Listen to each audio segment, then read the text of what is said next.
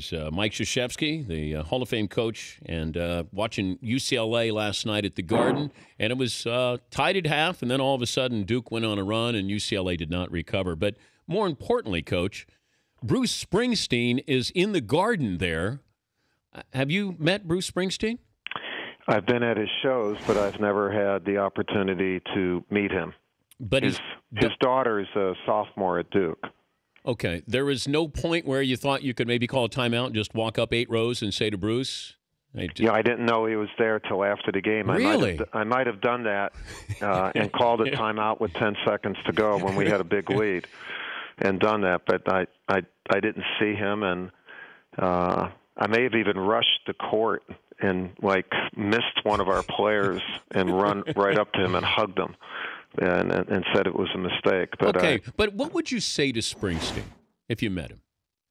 First of all, I'd say, hey, I'm Mike Krzyzewski, and I would introduce myself. Okay. That's what people do. It sounds like on your show you have a lot of personnel problems. Why don't you guys, after the show's over, reintroduce yourselves to one another, talk about yourselves, and have full disclosure. And the fact that open mouth eating and little snide remarks have an impact on your team right now does not say a lot for the depth of solidarity. Well, it's me, and I put it on me, Coach. No, it is on you. Yes, it is. Absolutely. I take it's full always blame. on the leader. Yes, I take full blame, and it's on me. It's up to me to make it better, and I'm going to do that. So you go up to Springsteen, you'd say, "Hi, I'm Mike Krzyzewski. I coach the Duke basketball team," and then what do you say? So I really love what you do, man, and the fact that you've done it for as long and as powerful and as passionate as you've done it. I mean, nobody gives more passion. Maybe they give the same amount, some entertainers, that he does, and he never has a short show. He's always given his audience a great show, and he comes to play every time. That's what I would tell him, and he does. That's why he's a superstar. Favorite Springsteen song?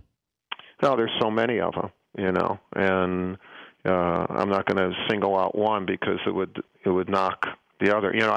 On radio, I have a show on Sirius XM, and they asked me one time a few years ago to be a guest DJ on E Street, and I did, and it was a cool thing, really a cool thing. A lot of the guys who go to our fantasy camp and a lot of my buddies are huge, huge fans of his. And so it's really neat that he was at the game. And you were able to pick out whatever songs you wanted to play or whatever ones meant something to you, whether growing up or even now? Yeah, and what I did is I asked my buddies what songs meant a lot to them, and I asked them to say why. And so then when I introduced the song, I said, here's something that a lot of people feel when they hear this song. And I thought that was a really neat way of doing it. You might try that out, but then it means you have to talk to other people and actually use their stuff instead of just using the same old stuff that you do. Yeah. I don't like change. I don't like get my hands dirty, I know you're a man of the people, so I didn't think it was getting dirty. I thought it was getting genuine and intimate and including my really good friends instead of being selfish with my opportunity to just have him for myself. You act like you just met me. I mean, you've known this for years. No, I know, and I'm constantly trying to help you to change. And so one of the reasons I love doing your show is because it I'm a competitor, and it gives me a chance to still feel like we could change, but we're obviously going nowhere again this time. But Coach, there's certain guys who aren't coachable. You know that. There's not. Sometimes there's just not enough time. Like they graduate, they leave. No longer. And you try not to ever say somebody is uncoachable. Well, you do know I'm playing with a broken ankle right now. I do not know that. Yeah, I'm here with a broken ankle. How did you do that? Well, that's not the point, but I've been carrying this show, so just imagine the weight on my back, and it eventually got to my ankle. So my left ankle's broken, but I'm just here to play. I just want to let you know. Just so I can have a full understanding of the depth of your grit here. Yep.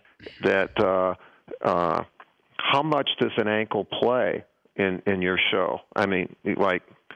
I got a basketball hoop here. I got a golf simulator, Coach. I mean.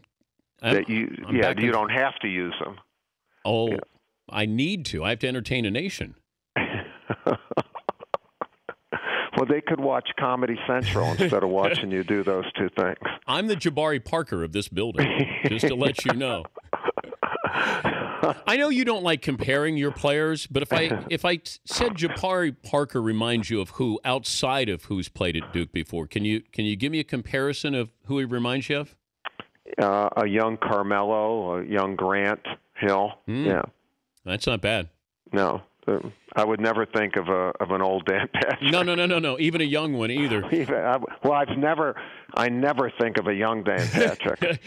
What I saw last night, though, is I feel like he lets the game kind of come to him. He's sort of like the basketball IQ is evident. I don't think he has as many highlight reel things that you expect out of a kid who's maybe the best player in the country. But I sort of marveled at him, and I like the Grant Hill comparison because Grant had that moment where he could do something that was unbelievably flashy, but he also did other things within a team concept. And I think Jabari Parker, he absorbs the game extremely well. Yeah, he's offensively, he's a natural. He has a lot to learn yet on defense, but that's not unlike any young player. And that aspect of the game is not as well taught to a gifted player at a young age. But he's a natural, and he'll pick that up too. But the offensive part of it, he has, when he has the ball, he can really do some amazing things. And as he learns about the game, he'll learn how to position himself better when he doesn't have the ball to take even more advantage of some of the things he can do. But he's been fabulous thus far. When's the first time you recruited somebody that you knew that they could be one and done? Well, probably in the late 90s, because a lot of kids didn't think of one and done until then. I mean, Grant Hill could have been a one and done. Probably Leitner could have been a one and done. To be quite frank, Danny Ferry could have been a one and done in the current time. If they were in the current time.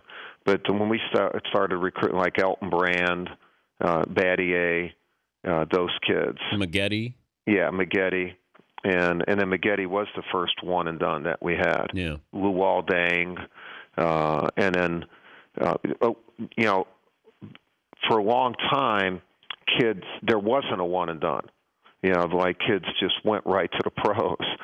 So when that came into effect, the one and done, for a few years we still didn't recruit that player, and then we found we're competing against that player because now they're going to college, and if we could find a special kid or two in each class that would fit Duke and what we were looking for, and so we started to do more of that, and so a Kyrie Irving would be Luol Deng. We knew Austin Rivers was going to go, although it would have been great if he would have stayed. Jabari is that caliber, and there's some kids that we're recruiting in high school now that are of that caliber. But did you recruit Jabari knowing or almost expecting that he's that special? I'll take him 1 year if I can get him. Yes, and because he's really a Duke kid. I mean, he's a great student, amazing family, high moral fiber. I mean, he's the real deal. I mean, the kid's for real in every aspect. I mean, he'll be associated with Duke and our program forever. Kind of like Kyrie is, and I would think he would go, but he's the type of kid that education, and he loves college. I mean, he just loves college. But I think he has a chance to end up being the number one pick, or at least in the top 3. So that's pretty difficult to give up. And when, like, your gut feeling is that he's going to go, but then knowing who he is and what he is, there's a chance that he would come back. Minimal, you know. Okay. And again, we would recommend him doing what he and his family want to do. And so we're prepared for him to leave after 1 year. But we also have started a course of action in his studies and in our relationship that's not one and done. It'll be continuous.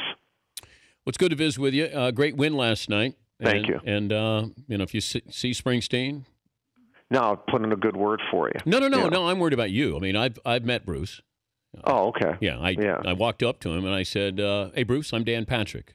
Nice to meet you." And he said, "Who?" Yes, exactly. Yeah. Did you go? Did you give him a card of your accomplishments, or? No. I gave him a highlight reel of all the things I did at SportsCenter. So obviously it was a long highlight reel. Nothing lately, but I let him know who I was, and then he said, "Oh, okay, all right, nice to meet you." And then that was it. Well, there are few things that the two of you have in common, and one of them is that you both have stood the test of time. Well, and his concerts are 3 hours, and my show is 3 hours. Same thing. Hello.